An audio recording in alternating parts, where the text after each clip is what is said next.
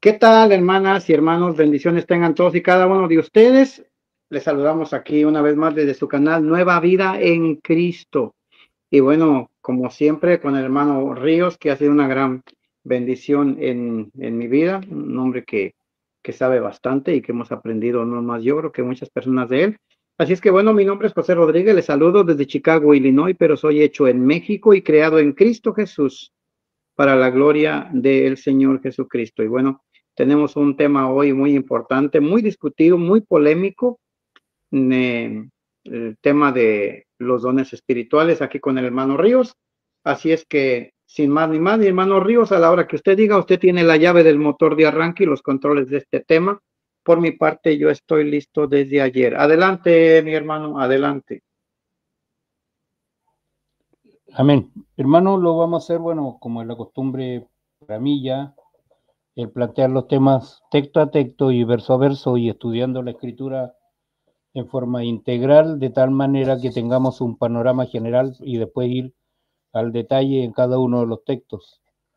Tengo dividido y vamos a comenzar con Primera de Corintios capítulo 12, después vamos a seguir con el capítulo 12 y 13 y 14. Pero lo vamos a ir haciendo en forma secuencial, por lo que yo creo que esto nos va a demorar bastante tiempo, hermano José, para seguir por la cantidad de temas que hay involucrados.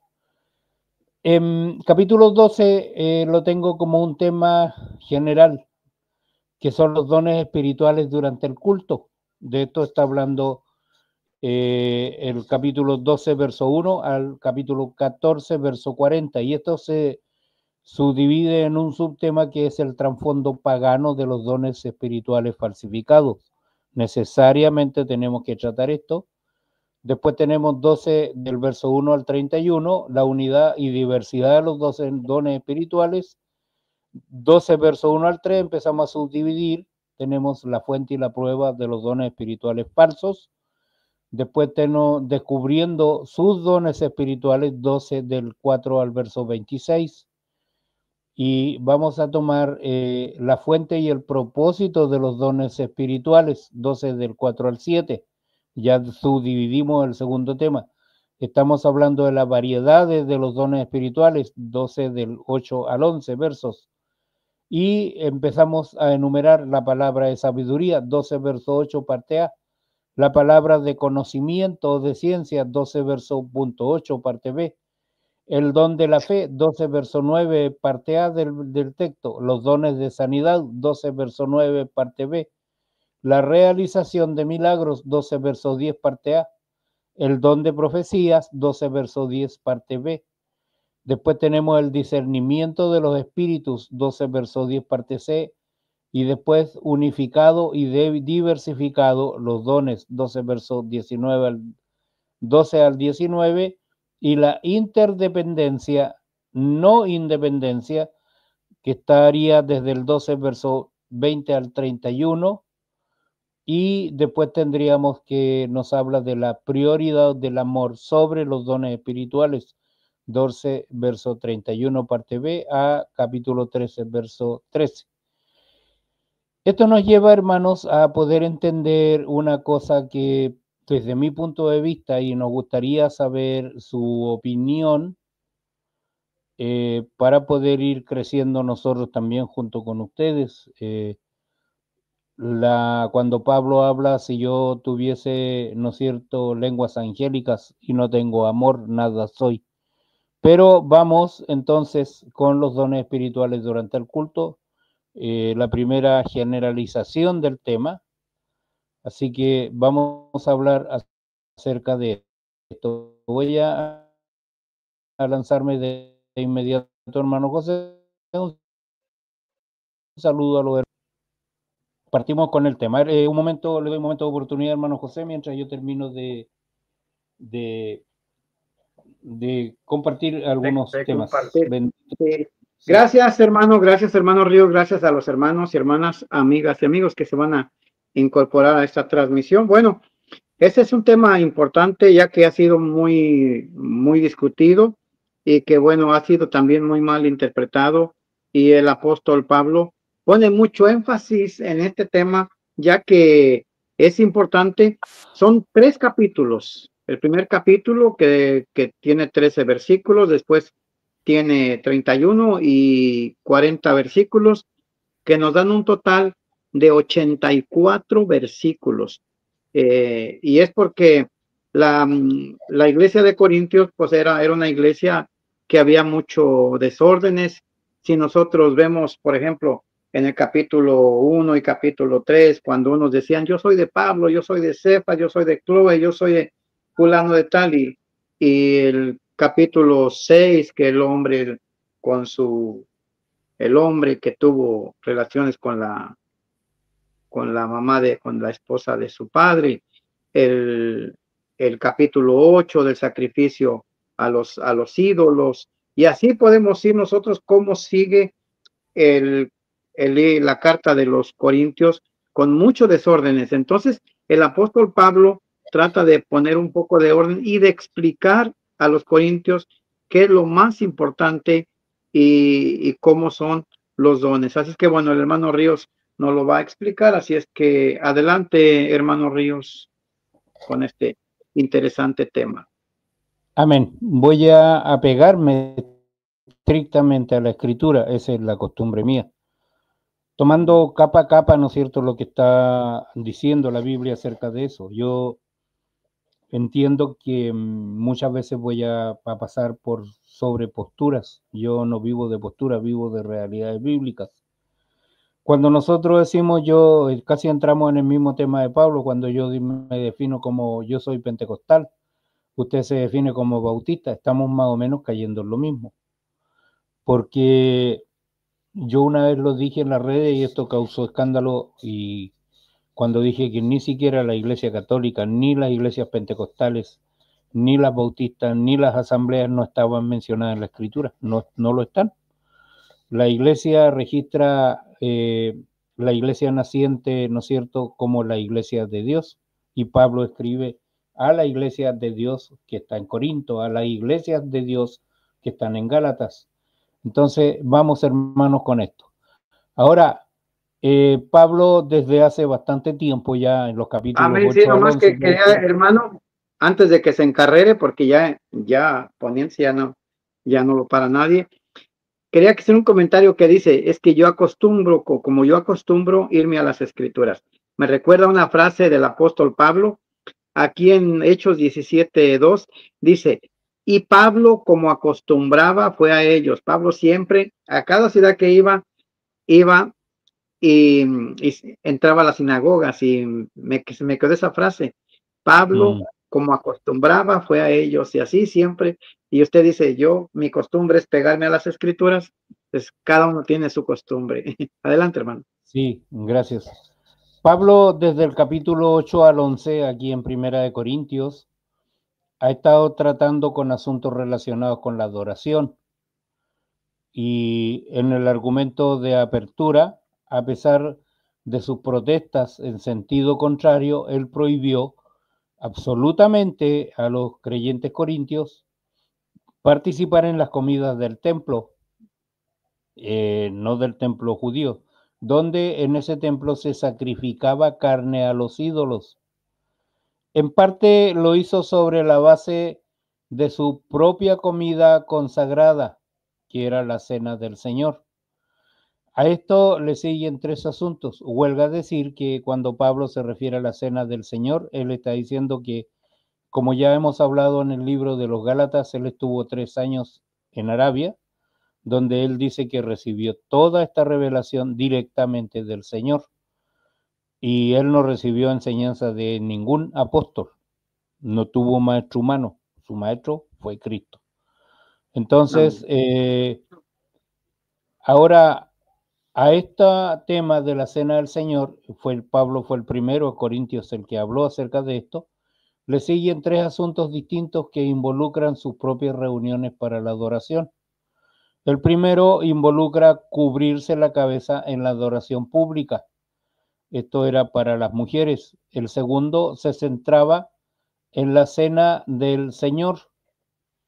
Y la presente sección que vamos a tratar nosotros es el tercero de estos asuntos y también es probablemente el más importante desde el punto de vista de Pablo, porque aquí en particular las diferencias entre el apóstol y los corintios llegan a un punto crítico, especialmente sobre los dones del Espíritu, y esa parece ser la razón de la estrecha relación entre estos capítulos y el tema final, que es la futura resurrección corporal de los creyentes.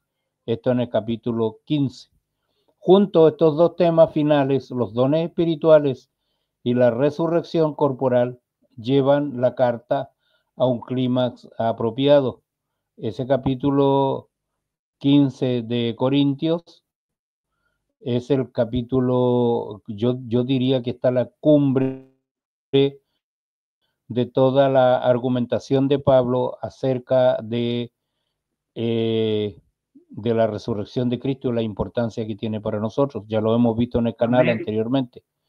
Pero Amén. ahora vamos a hablar de un trasfondo pagano de los dones espirituales. Y este puedes levantar, como decimos acá en Chile, ronchas. Como se relata en su comentario sobre Primera de Corintios, un conocido escritor cristiano y pastor, el pastor John MacArthur, enseña que los cultos paganos de Grecia y Roma eran parte de lo que comúnmente se denomina religiones mistéricas. Este es el contexto cultural, de esto vamos a hablar aquí. En la época de Pablo habían dominado el mundo del cercano oriente durante miles de años e indirectamente dominarían también gran parte de la cultura occidental durante la Edad Media y en cierta medida incluso hoy en nuestros días tenemos estas religiones o este contexto mistérico. Estas religiones de misterio tenían muchas formas y variaciones, pero una fuente común. En su visión, en la isla de Patmos, a Juan se le mostró el juicio de la gran ramera, que está sentada sobre muchas aguas y en cuya frente estaba escrito un nombre, un misterio: Babilonia, la grande, la madre de las rameras y de las abominaciones de la tierra. Esto parte de Apocalipsis 17, verso 1 y verso 5. Aquí el Señor describe su juicio sobre la religión mundial antes de que comience la gran tribulación. La verdadera iglesia ya habrá sido raptada y para la segunda mitad de la gran tribulación el mundo comenzaría a establecer una religión que será verdaderamente universal. Va a abrazar todas las religiones falsas del mundo que entregarán su poder y su autoridad a la bestia. El anticristo, ¿no es cierto?, lo dice en Apocalipsis 17:3.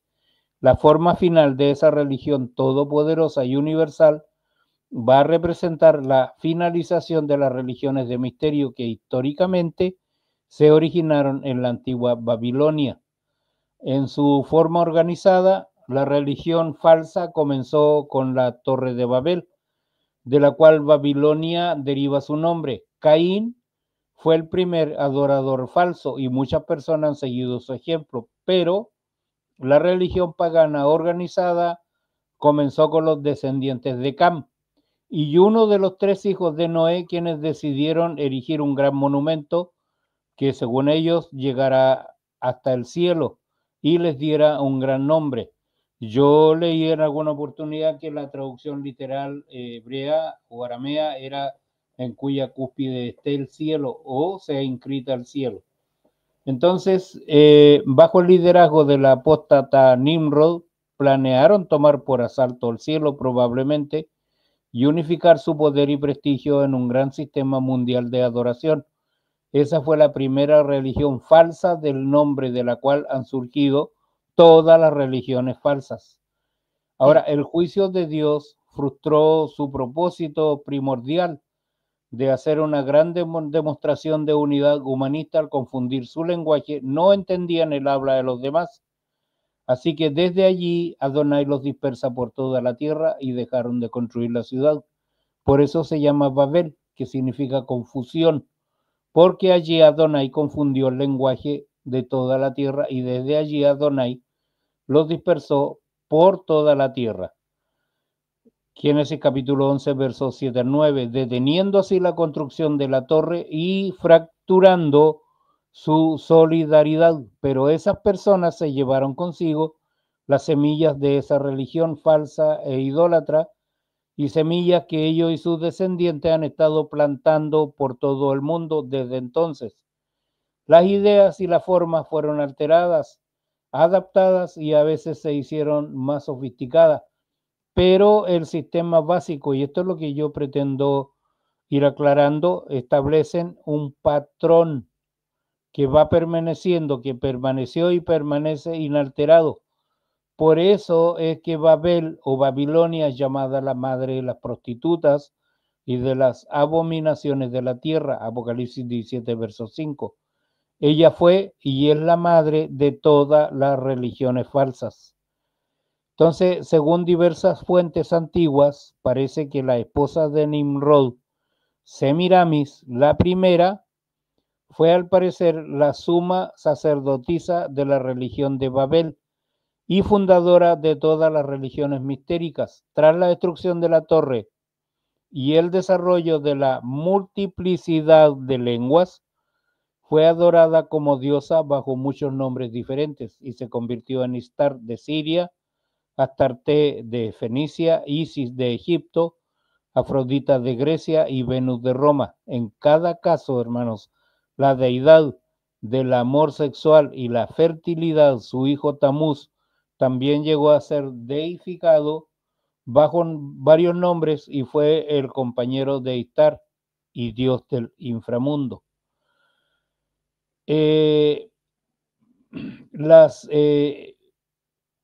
Según el culto a Istar, Tamuz era considerado un rayo de sol, una versión falsificada del nacimiento virginal de Jesús. Tamuz era llamado Baal en Fenicia, Osiris en Egipto, Eros en Egipto y Cupido en Roma. En todos los casos, la adoración de esos dioses y diosas estaba asociada con la inmoralidad sexual. La celebración de la Cuaresma no es bíblica, sino que se desarrolló a partir de la celebración pagana del duelo de Semiramis durante 40 días por la muerte de Tamuz, Ezequiel 8:14. Antes de su supuesta resurrección, otra de las falsificaciones místicas de Satanás. Entonces, esto es importante que lo entendamos antes de introducirnos de lleno en el tema, hermanos. Entonces, las religiones mistéricas dieron origen a la idea de la regeneración bautismal, el renacimiento mediante el solo rito del bautismo en agua y la práctica de la mutilación y los azotes para expiar los pecados o ganar el favor espiritual. También iniciaron la costumbre de las peregrinaciones que muchas religiones siguen hoy día y el pago de dinero para el perdón de los pecados propios y ajenos. Como antecedente, solamente quiero decirle que los miembros de Opus Dei, una organización muy poderosa dentro del catolicismo, ellos utilizan la flagelación como método de acercarse a Dios. Utilizan una especie de cintos con púas que se los amarran a las piernas, que los van lastimando. Esas lo llaman ellos las filacterias, los azotes y mutilaciones en el cuerpo también.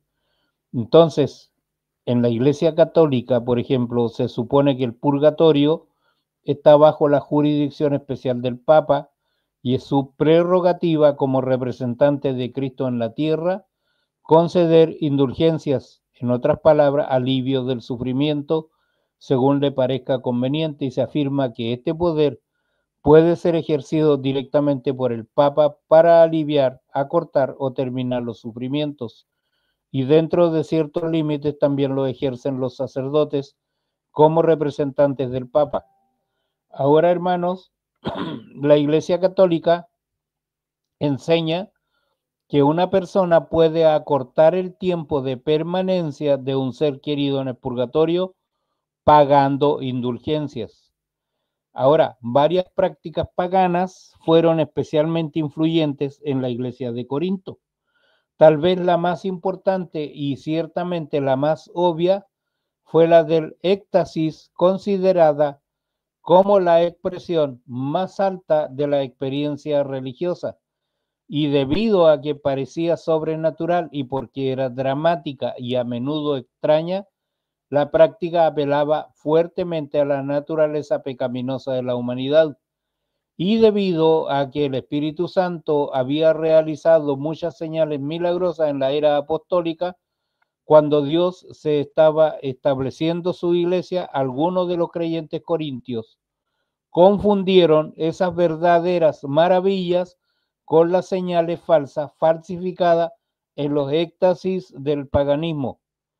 El éxtasis del griego éxtasis, un término que no se utiliza en las Sagradas Escrituras, consideraba una comunión sensual y sobrenatural con la deidad a través de frenéticos cantos hipnóticos y ceremonias, y los fieles experimentaban sentimientos eufóricos semiconscientes de unidad con el dios o la diosa, y a menudo la ceremonia iba precedida de vigilias y ayunos e incluso incluía embriaguez. Efesios 5, verso 18. La contemplación de objetos sagrados, danzas giratorias, incienso fragante, cantos y otros estímulos físicos y psicológicos similares se utilizaban habitualmente para introducir el éxtasis, que podía adoptar la forma de un trance extracorporal o una orgía sexual desenfrenada. El trance se refleja en algunas formas de yoga hindú, en las que una persona se vuelve insensible al dolor, y en el objetivo budista de escapar al nirvana, la nada divina. Los éxtasis sexuales eran comunes en muchas religiones antiguas y estaban tan asociadas con Corinto que el término corintianizar significaba entregarse a una inmoralidad sexual extrema. El templo pagano dedicado a Baco todavía se mantiene en pie en las ruinas de Baalquibet, en el Líbano moderno, como testigo del libertinaje de las religiones mistéricas. Cabe destacar que en la ciudad de Corinto había un templo en un lugar alto donde residían a lo menos 1000 prostitutas que todas las noches bajaban a realizar sus ritos paganos, su prostitución sagrada, la unión sagrada con los paganos de Corinto. Es en este ambiente donde está inserta la iglesia de Corinto.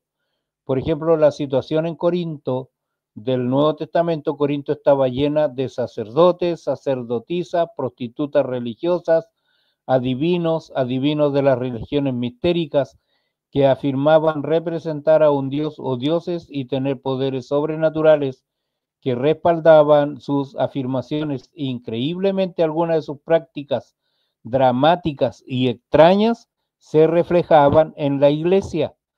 Los corintios conocían la predicción del profeta Joel: después de esto derramaré mi espíritu sobre toda carne, y profetizarán vuestros hijos y vuestras hijas, y vuestros ancianos soñarán sueños, y vuestros jóvenes verán visiones. También sobre los siervos y sobre las siervas derramaré mi espíritu en aquellos días. Joel capítulo 2, versos 28 al 29. También ellos sabían que Jesús había dicho que la venida del Espíritu Santo vendría acompañada de señales y acontecimientos asombrosos. Marcos 16, 17.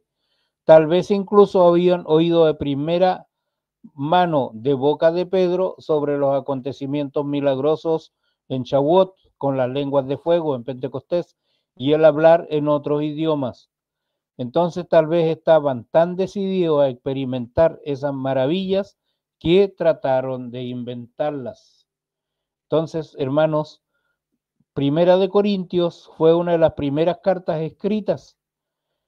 Sin embargo, incluso en un corto periodo de tiempo, Satanás había comenzado a confundir a los creyentes acerca de muchas doctrinas, prácticas y señales. El agua pura de la verdad del Señor estaba siendo enturbiada, y en ninguna parte más que en Corinto, el padre de las mentiras comienza entonces a falsificar apasionadamente el Evangelio y sus maravillas, y los corintios incrédulos, mundanos, egocéntricos y buscadores de emociones con su antecedente pagano se lo tragaron. les dejo la oportunidad, hermano José. Lamentablemente este tema tenía que tratarlo y todavía me queda, porque debemos entender en forma adecuada cuál es el trasfondo pagano de las que son supuestas lenguas extrañas, cuya práctica se ve mucho en iglesias neopentecostales. Aclaro que yo soy pentecostal y me duele hablar estas cosas, hermanos, me molesta mucho hablarlas, pero es una realidad. Tenemos que decirlo por amor de la verdad. Adelante, hermano José. Amén, amén. Oh, sí, claro, hermano. Y el propósito no es estar en contra de la palabra de Dios ni estar eh, dañando susceptibilidades, no, sino que decir la verdad, hay un abuso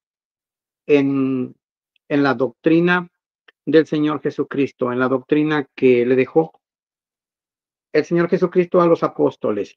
Y sí, eso de Tamuz, hay muchas personas que no creen que Tamuz está en la Biblia o no saben, ¿verdad? Usted habló de Babilonia, de Tamuz, y Tamuz aquí lo tenemos nosotros en Ezequiel capítulo 8, versículo 14. Dice, y me dijo, hijo de hombre, ¿has visto las cosas que los ancianos de la casa de Israel hacen en tinieblas, cada uno en las cámaras pintadas de imágenes? Porque dicen ellos, no me ve Jehová. Jehová ha abandonado la tierra. Me dijo después, vuélvete aún, verás abominaciones mayores que hacen estos. Me llevó a la entrada de la puerta de la casa de Jehová, que está al norte. He aquí mujeres que estaban ahí sentadas, endechando a Tamuz. Y luego me dijo, ¿no ves, hijo de hombre? Vuélvete aún y verás abominaciones mayores que estas. Así que atamos, ahí lo vemos en Ezequiel capítulo 8, versículo 14. Y aquí vemos toda la idolatría que se arrastró desde los tiempos sumerios, desde los tiempos babilónicos, y, y pasaron por los tiempos de Cristo, pasaron por los tiempos de los apóstoles, y hasta el día de hoy sigue siendo eh, la palabra de Dios adulterada. Por eso el apóstol Pablo dice aquí en segunda de Corintios capítulo 4, hace un énfasis el apóstol Pablo.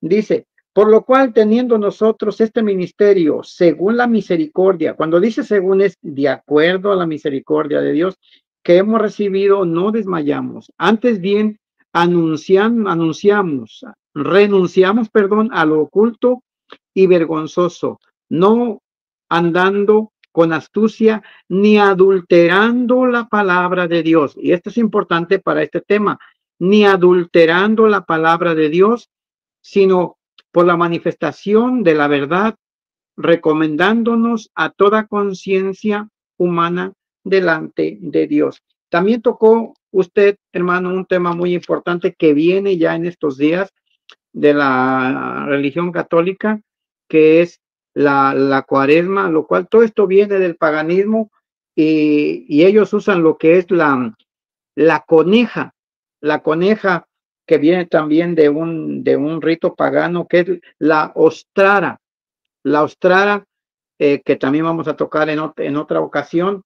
Entonces, el apóstol Pablo se encuentra con tanta idolatría, con tanto paganismo. Esta carta fue, si no me equivoco, fue escrita desde Éfeso, donde Pablo vivió la idolatría en carne propia. Tenían a su diosa Diana, y no fue coincidencia ni casualidad de que en el año 431 se llevara a cabo el concilio de Éfeso y sale el título Madre de Dios, donde salió Cirilo festejando el título Madre de Dios, no la deidad ni la divinidad del Señor Jesucristo, sino celebrando el título Madre de Dios.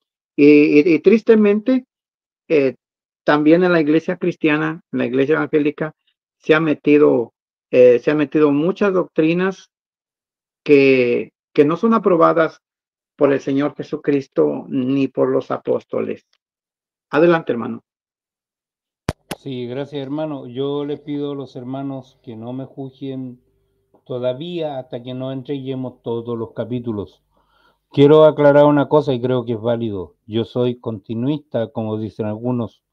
Yo creo que los dones espirituales están en plena Yo vigencia, también, hermano. Yo también. incluyendo las lenguas espirituales. Pero esto vamos a ir mostrando qué es lo que dice la Escritura acerca de eso. Yo también soy, Y esto, yo soy de teología bautista, pero soy continuista también. Yo creo porque yo he y visto milagros de Dios. así que esto, hermano, era necesario decirlo y enseñarlo. Y vamos a terminar esta porción aquí. Yo creo que con eso terminamos por hoy día. Hermanos, el padre de las mentiras, tenemos que decir, comenzó a falsificar apasionadamente el Evangelio y sus maravillas, y los corintios crédulos, mundanos, egocéntricos y buscadores de emociones, con sus antecedentes paganos se lo tragaron. Por eso Pablo le da tanta importancia y escribe todos estos capítulos. La gente, hermanos, no falsifica lo que no tiene valor. El engañador falsifica los dones del Espíritu porque sabe que son muy valiosos en el plan de Dios. Si el maligno puede hacer que el pueblo de Dios se confunda con esos dones o los abuse, puede socavar y corromper la adoración y el ministerio de la iglesia. Los dones falsificados, ya sea a través de manifestaciones falsas o a través de un uso equivocado o egoísta, envenena la iglesia y la iglesia la hacen débil y eficaz.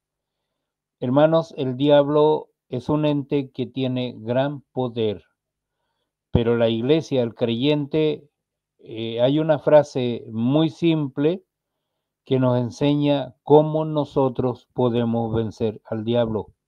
Y esta frase dice, resistid al diablo y de vosotros huirá. Para poderlo resistir en forma adecuada tenemos que empaparnos, estar llenos y tener la seguridad que nos da la palabra de Dios.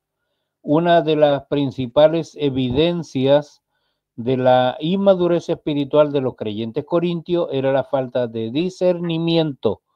Si una práctica ocultista parecía tener un efecto sobrenatural, asumían que era de Dios. Si un sacerdote o adivino hacía un milagro, asumían que era por el poder de Dios. Y como muchos creyentes de hoy creían que si algo parece funcionar, debe ser correcto y bueno. Sin embargo, algunos de los creyentes allí se dieron cuenta de que la confusión, la división y las prácticas inmorales que caracterizaron a muchos de los miembros de la iglesia de Corinto no podían ser de Dios. Pidieron a Pablo que les diera cómo determinar qué era del espíritu y qué era alguna otra clase de espíritu. Y el apóstol Juan escribiría más tarde, queridos amigos, no confíen en todo espíritu, al contrario, prueben los espíritus para ver si son de Dios, porque muchos falsos profetas han salido por el mundo. ¿Cómo vamos a conocer estos espíritus? ¿Cómo los vamos a probar? Conociendo la palabra de Dios. Y a eso es que quiero llevar los hermanos a partir de ahora, para que nosotros podamos discernir por medio de la palabra lo que es de Dios y lo que no es de Dios. Quiero recordarles una vez más que yo soy pentecostal, soy continuista, yo creo en los milagros, he visto mucho en la iglesia de Dios y he visto con pena también cómo entran algunas prácticas que por la palabra de Dios hemos tenido que combatirlas. Hermano José, con esto yo quiero dejar por hoy, y vamos a llevar 34 minutos, que es lo que hayamos hablado, y para que sigamos en otra oportunidad que pueda ser aleatoria, usted vea cuánto tiene tiempo y vamos a comenzar a tratar este importante tema. Adelante, hermano José, gracias. Amén. Gracias, hermano. Estaba mirando los comentarios que han hecho los hermanos, unos comentarios muy buenos. Dice la hermana Pat, dice, por culpa de los neopentecostales atacan la doctrina. Y sí es cierto, yo repito, soy continuista también. Y dice Hebreos capítulo 13, versículo 8, que Jesucristo es el mismo ayer, hoy y siempre. Yo he visto testimonios de musulmanes, de budistas, de personas e incluso que han vivido en Corea del Norte, que se han convertido a Cristo. Entonces Dios sigue haciendo milagros, pero también hay mucha falsedad. En honor al Espíritu Santo también he hecho comentarios muy buenos y qué bueno que no nos dejemos llevar por el fanatismo, sino que veamos como dice alguien puso ahí, también citó este versículo que voy a leer, dice, porque por ahí andan muchos de los cuales lo dije muchas veces, no una vez, y aún ahora lo digo llorando, que son enemigos de la cruz de Cristo. Wow. Porque ahora por ahí andan muchos de los cuales lo dije muchas veces y ahora lo digo llorando, que son enemigos de la cruz de Cristo. Y para conocer de verdad la cruz de Cristo, que es el Evangelio, entonces tenemos que tener mucho cuidado.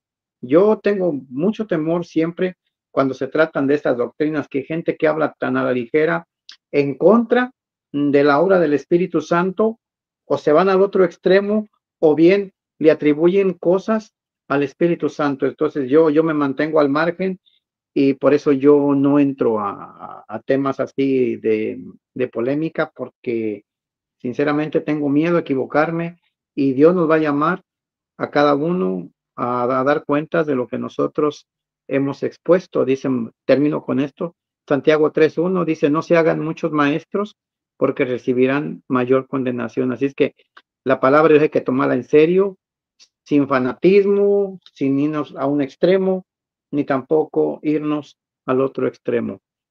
Hermano, gracias, cierra la puerta. Gracias también a la hermana y a los hermanos que Sí, nos acompañan. Por mi parte es todo. Bendiciones. sí, hermano, permítame una corta oración para darle gracias al Señor. Claro que sí, hermano, con todo, claro que sí, con todo gusto. Claro. Amén. Señor, te doy gracias por tu misericordia y exaltamos, Señor, la grandeza y el infinito amor que tú tienes por nosotros. Te pido, Señor, que tú a través de este estudio nos ayudes y nos guíe, que tu Espíritu Santo esté continuamente en nuestras vidas, en nuestros corazones y nos ayude para buscar la verdad y obtener la verdad solo a través de tu palabra, que es lo que tú quieres Amén. de nosotros. Guíanos, Señor, enséñanos y si cometemos algún error, porque este tema, Señor, es delicado, si cometemos algún error, perdónanos y háznoslo saber por medio de los comentarios de los hermanos. Invocamos tu Amén. dirección, tu ayuda y tu protección y tu perdón, Señor, por cualquier error que podamos cometer en el nombre de Jesús. Amén y amén. Dios le bendiga, hermano José. Gracias, hermanos. Bendiciones. Ahora sí, hermana, métale llave.